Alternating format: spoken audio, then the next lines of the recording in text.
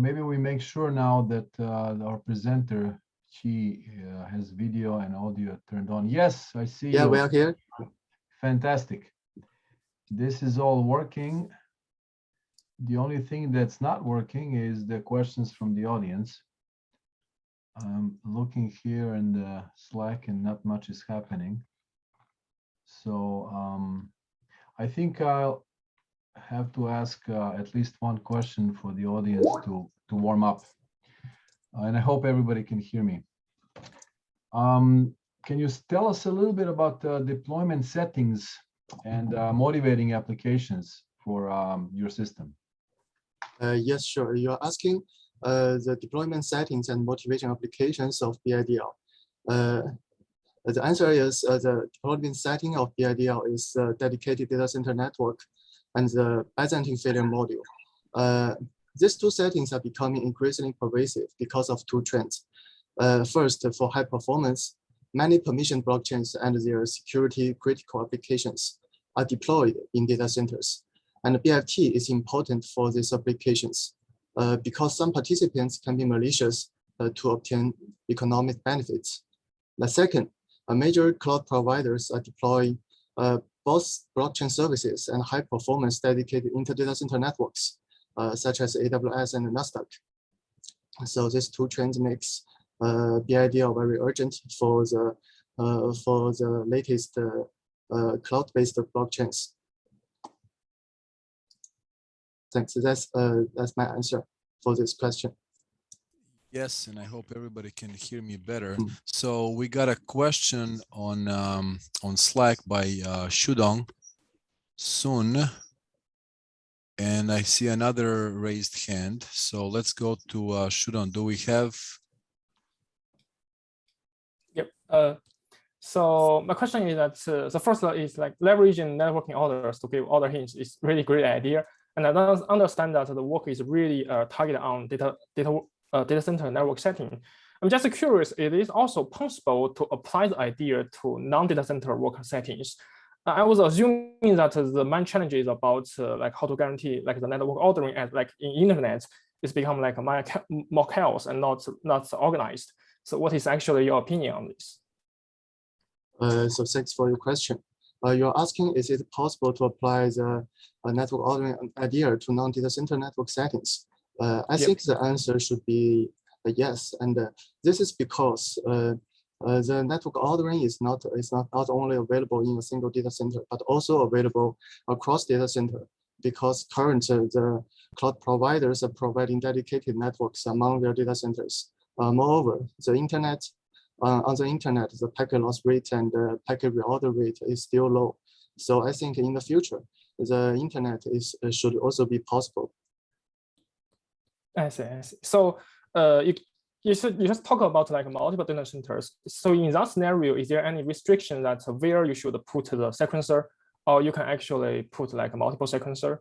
So I was assuming that like the location of the sequencer could be important. Is that right? Yes, I think that's true. Thank you. We have a few questions. I'll just say the order. We have 3 minutes left. What we don't get done, we can go in the mini panel. So Part Takar is next, and after that we have Edward Tremel. Part had raised the hand first in Zoom. So go ahead, Part. Yeah.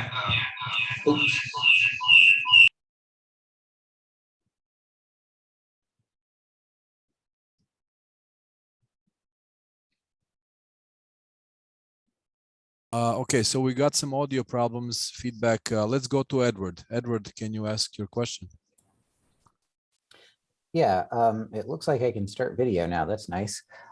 So I was just wondering about the detecting and removing Byzantine participants, because that looked interesting. You said there was something about a triangle inequality and you were able to detect and remove the malicious sequencer and then resume processing after a short view change.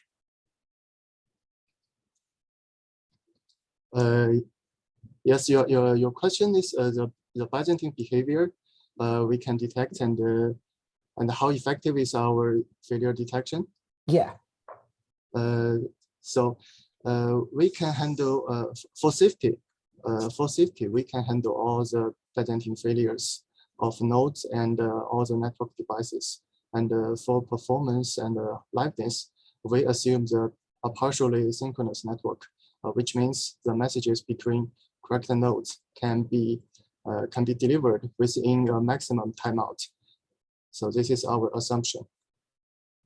Okay, and so are you using those timeouts to then detect and assert Byzantine nodes? I can add some information. Actually, we are detecting for the Byzantine nodes trying to break the system safety. Actually, we rely on the BFT protocols because to detect such attacks because the executed results must match the result of the consensus nodes, BFT consensus node to get committed.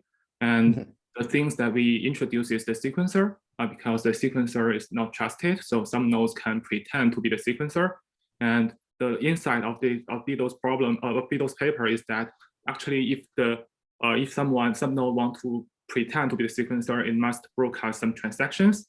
These transactions must be provided by some clients, and these clients must collude with the malicious sequencer to provide these transactions. So actually, we are detecting these clients, and we try to ban this client's account, and so that the sequencer cannot use these malicious accounts to use the false transaction to mess up with the sequence numbers. And we use the triangular inequality to ensure that the malicious sequencer cannot use some honest nodes to accounts to forge to mess up with the sequence numbers. Because those numbers are based on network ordering, and so you know something about the actual network latency between the honest clients. Okay.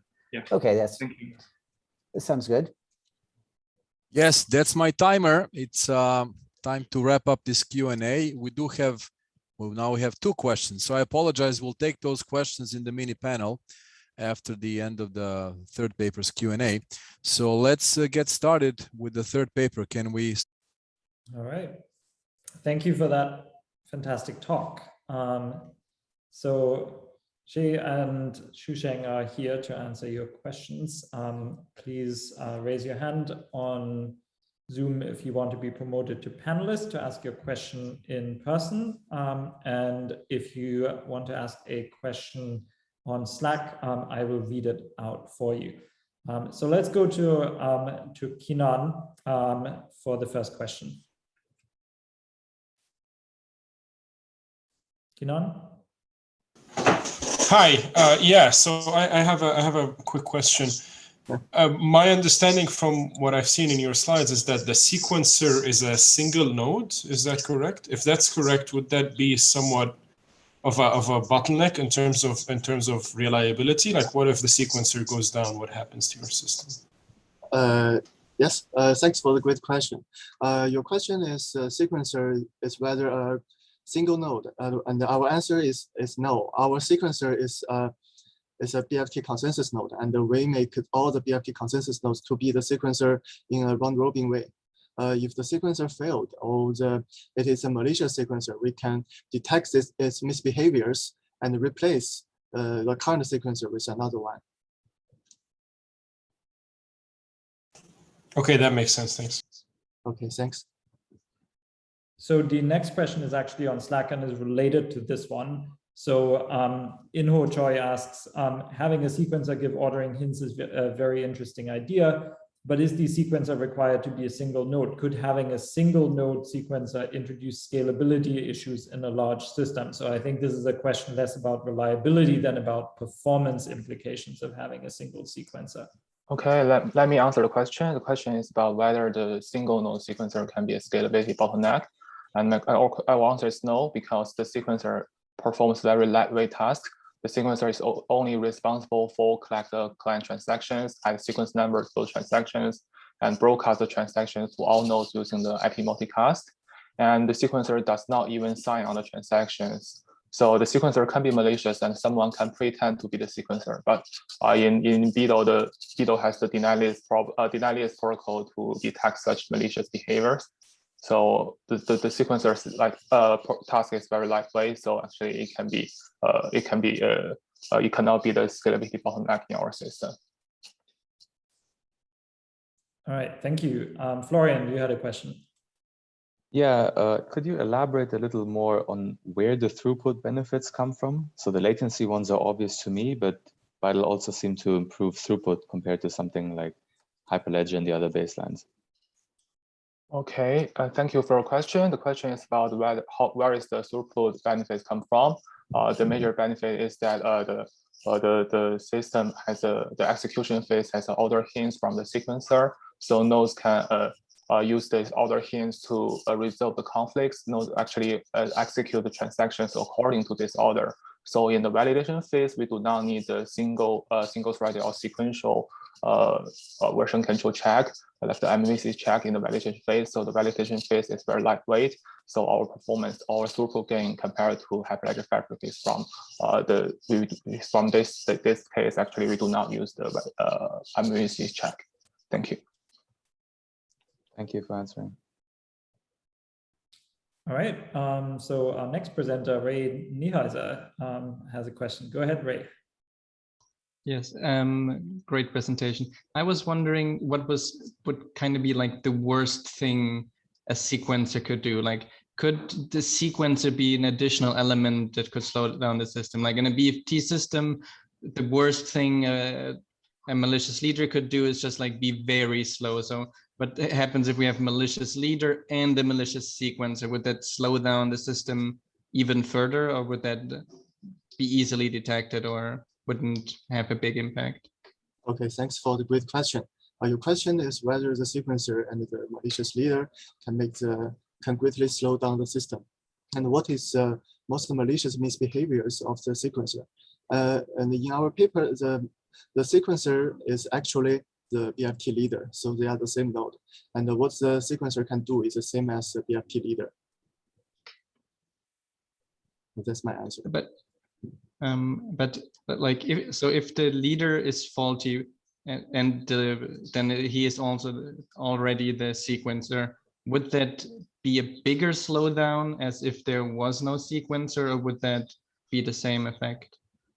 I think they have the same effect, because the sequencer multicast the transactions, and this is the same as the leader is proposing blocks. They are the same They are the same behavior. Okay, makes sense. Thanks. Thanks. I have a question as well. Oh, sorry, Xusheng, did you want to add to that discussion just now?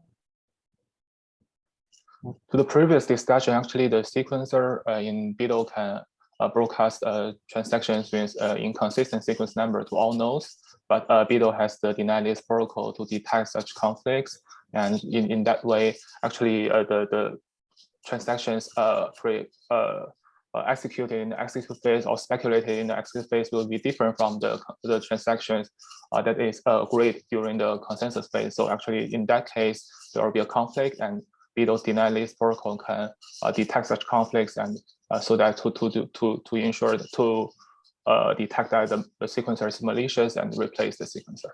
So actually, in that way, actually the sequencer and the leader design has the similar performance as the leader only design. Thank you.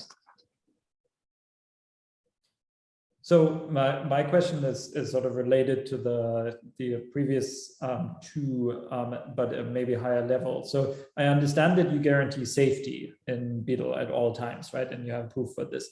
Do you also guarantee liveness? It sounds like you sort of claim that you do, right? Because you have this deny list, you have the mechanism for replacing a malicious sequencer. But I'm curious, and this connects perhaps with Ray's question of, is there a guarantee of liveness, or is it still possible for the system to grind to a halt? And if so, what would be the conditions under which the system grinds to a halt, despite all of BIDL's mechanism? You're asking how BIDL ensures liveness in different scenarios, and we have the BIDL have a protocol that's similar with PBFT to ensure liveness. That is, when a transaction cannot be committed, it will the client will send the transactions to all consensus nodes, and this consensus nodes will relay the transaction to the sequencer. If the sequencer does not propose this transaction or multicast this transaction, it will be replaced. So BIDL has the same liveness guarantee as PBFT.